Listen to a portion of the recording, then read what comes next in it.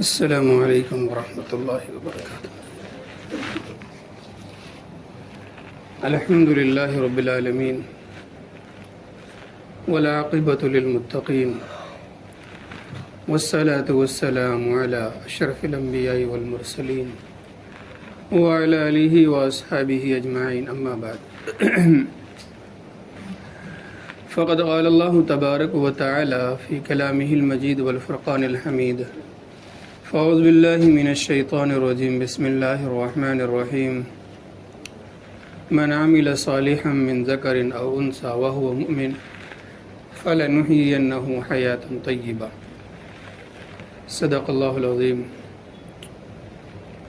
وقال النبی صلی اللہ تعالی علیہ وسلم،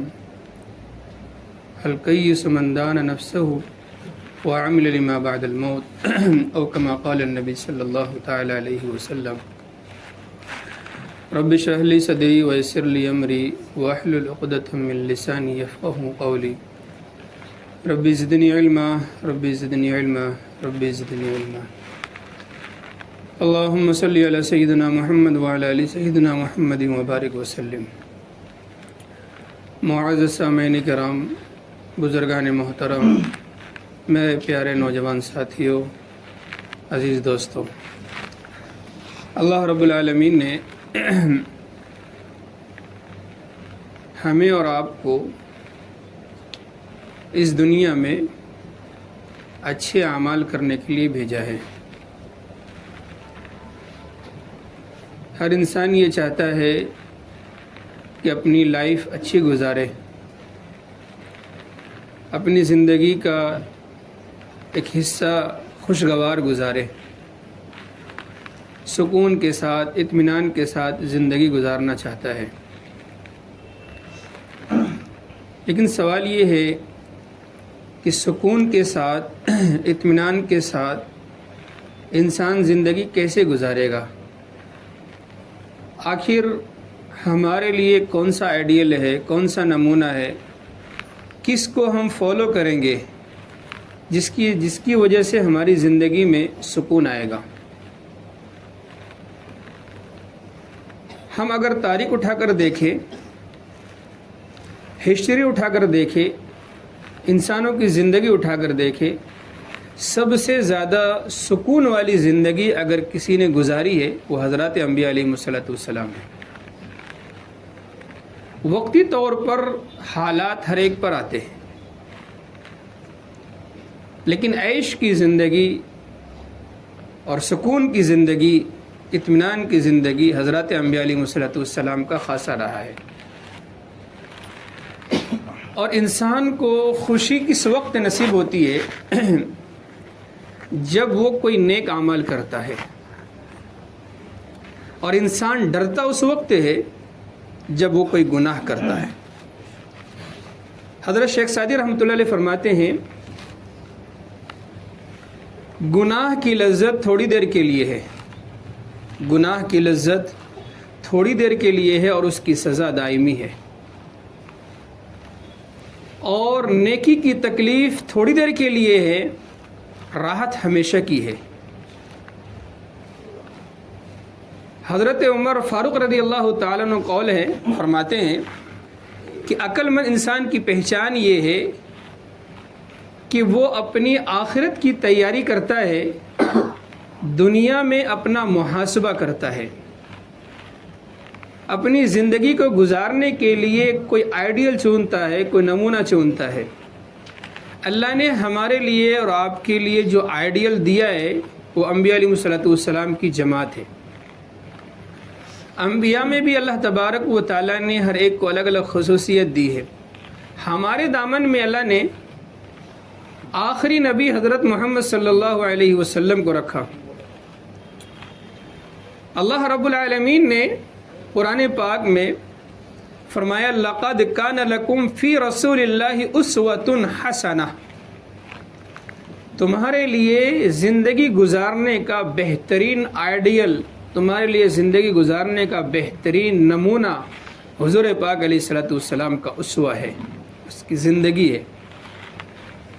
آج مسلمان یہ سمجھتا ہے کہ اگر ہم کسی اور کے طریقے کو فالو کریں گے، کسی اور کے طریقے پر چلیں گے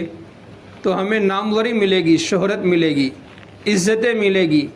واہوائیاں ملے گی، یہ سب کچھ مل جائے گا میرے دوستو، سکون نہیں ملے گا۔ سکون صرف حضور پاک علیہ الصلوۃ والسلام کی زندگی میں ہے۔ اللہ تبارک و تعالی نے قرآن پاک میں سورہ نمل کی سورہ نحل میں آیت نمبر 94 میں ارشاد فرماتے ہیں، من عمل صالحا من ذکر او انثى وهو مؤمن، من عمل صالحا، جو شخص سے نیک اعمال کرے، من ذکر او انثى، مرد ہو یا عورت ہو، وهو مؤمن، شرط اللہ نے ایک لگائی اس حال میں کہ وہ ایمان والا ہو، اس حال میں کہ وہ مسلمان ہو، چونکہ کافر کا نیک اعمال قابل قبول نہیں ہے، اس کا جو بدلہ ہے اسے دنیا میں ہے، آخرت میں نہیں ہے۔ ایمان والے کو اللہ تبارک و تعالی ہر نیکی کا بدلہ دنیا میں بھی دیں گے اور آخرت میں بھی دیں گے۔ کسی نے ایک سوال کیا حضرت مولانا پیر صاحب سے، حضرت نے اپنی کتاب میں اس کو لکھا ہے کہ ایسا اللہ کی طرف سے کیوں ہے کہ ایمان والا ایک نیک عمل کرتا ہے انہیں اجر ملتا ہے، غیر ایمان والا ایک نیک کام کرتا ہے اسے اجر نہیں ملتا؟ تو حضرت نے بڑی پیاری مثال دی ہے، خطبات فقیر کتاب ہے، اس کے اندر یہ مضمون لکھا ہوا ہے، حضرت نے بڑی پیاری مثال دی ہے اور فرمایا کہ دیکھو، ایک ہوتا ہے زیرو جس کو بولتے ہیں صفر، اس کے معنی کچھ نہیں ہوتا، ایک ہوتا ہے نمبر وائز، پہلے لگا دو زیرو، اس کے بعد لگا دو ایک، تو اس زیرو کی ویلیو کچھ نہیں ہے، اس کے بعد اگر آپ کتنے بھی لگا دیں اس زیرو کی ویلیو کچھ نہیں ہے، ایک لگا دیں اس کے بعد ایک زیرو لگا دیں اس ایک کی ویلیو 10 ہو جائے گی، پھر ایک زیرو اور لگا دیں 100 ہو جائے گی، پھر ایک اور لگا دیں 1000 ہو جائے گا، لگاتے چلے جائیں اس کی ویلیو، ایک کی ویلیو بڑھتی چلی جائے گی، اس ایک کو ہٹا دیں باقی کیا رکھیں؟ زیرو۔ کہا مسلمان کے پاس سب سے پہلی چیز وہ ہے ایمان، اس نے نماز پڑھا، مسلمان نماز پڑھتا ہے ایک زیرو لگاتا ہے، زکوٰۃ دیتا ہے ایک زیرو لگاتا ہے، صدقہ کرتا ہے ایک زیرو لگاتا ہے، نیک عمل کرتا ہے ایک زیرو لگاتا ہے، کسی کے ساتھ صلہ رحمی کرتا ہے ایک زیرو لگاتا ہے، تو اللہ ان کے اجر کو بڑھاتا چلا جاتا ہے۔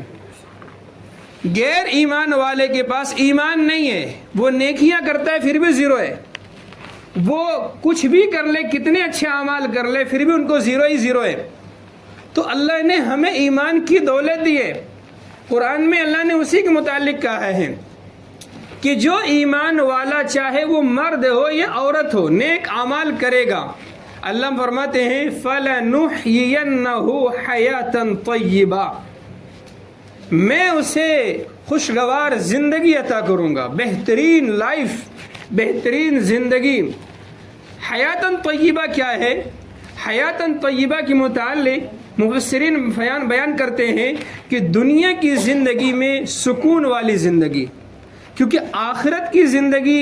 جنت والی زندگی ہوگی یا تو جہنم والی ہوگی، جس کے حق میں جنت کا فیصلہ ہو گیا ان کے لیے ہمیشہ کے لیے راحت ہی آرام ہی ہے، نہ وہاں کوئی دکھ ہے، نہ تکلیف ہے، نہ بیماری ہے، نہ کوئی دکھ ہے، نہ کوئی تکلیف ہے، ہمیشہ وہاں خوشیاں ہی خوشیاں ہیں جنت میں۔ اور جہنمی جب جہنم میں جائے گا اسے خوشیاں نصیب نہیں ہوگی، وہاں تکلیف ہی تکلیف ہے، دکھ ہی دکھ ہے۔ تو اس دنیا کو اللہ نے تکلیف اور خوشی دونوں کے ساتھ رکھا ہے، دکھ سکھ دونوں کے ساتھ رکھا ہے، کہ یہاں جو زندگی کو نیک اعمال کے ساتھ گزارے گا اللہ تبارک و تعالی انہیں اس دنیا میں بہترین زندگی یعنی سکون والی زندگی عطا کرے گا۔ اور اللہ کے نبی علیہ الصلوۃ والسلام نے ارشاد فرمایا، ترمذی کی روایت ہے، حدیث نمبر 2459 نمبر کی حدیث ہے، امام ترمذی رحمۃ اللہ علیہ بیان کرتے ہیں، اللہ کے نبی علیہ الصلوۃ والسلام نے فرمایا، الکیس من دان نفسہ وعمل لما بعد الموت، عقل مند انسان وہ ہے جو اپنے آپ کا محاسبہ کرتا ہے اور مرنے کے بعد کے لیے عمل کرتا ہے، یعنی اسے مرنے کے بعد جو اعمال کام آنے والے ہیں اس اعمال میں وہ سبقت کرتا ہے، اپنا محاسبہ اس طرح سے کرتا ہے کہ میں دن میں کتنے نیک اعمال کرتا ہوں، مجھ سے دن بھر میں کتنے گناہ ہوتے ہیں، مجھے کتنی مرتبہ توبہ کرنی چاہیے، اللہ کے سامنے کتنی مرتبہ رونا چاہیے، دن بھر میں کتنا استغفار کرتا ہوں۔ حضور پاک علیہ الصلوۃ والسلام کی زندگی ہمارے نمونہ کس طرح سے ہے، ہر پہلو میں حضور کی زندگی ہمارے نمونہ ہے۔ حضور پاک علیہ الصلوۃ والسلام کی سیرت میں ہے، حضور پاک علیہ الصلوۃ والسلام خود فرماتے ہیں کہ میں دن میں روزانہ 70 مرتبہ استغفار کرتا ہوں، جبکہ حضور علیہ الصلوۃ والسلام کے متعلق قرآن بیان کرتا ہے لیغفر لک اللہ ما تقدم من ذنبک، اے نبی میں نے تیرے اگلے اور پچھلے دونوں گناہ معاف کر دیے۔ اور خود اللہ فرماتے ہیں نبی معصوم ہوتا ہے، نبی سے گناہ نہیں ہوتا، نبی معصوم ہے، نبی گناہ نہیں کر سکتے۔ گناہ نہ کرنے کے باوجود اللہ نبی کو یہ پروانہ سنا رہے ہیں کہ میں نے تمہارے اگلے اور پچھلے سارے گناہ معاف کر دیے، جن کے نام اعمال میں ایک بھی گناہ نہ ہو وہ دن بھر میں 70 مرتبہ اللہ کے سامنے استغفار کرے۔ اور یہ 70 ایک تعداد، عربی میں 70 کے معنی آتے ہیں لامحدود کے۔ 70 جو بتایا جاتا ہے، 17 جو بتایا جاتا ہے، وہ اس لیے بتایا جاتا ہے کہ یہ تعداد میں سب سے زیادہ ہے، تو یہ سب سے زیادہ یعنی کثرت کے ساتھ حضور پاک علیہ الصلوۃ والسلام استغفار کیا کرتے تھے۔ ہم صبح سے لے کر شام تک نہ جانے کتنے گناہ کرتے ہیں،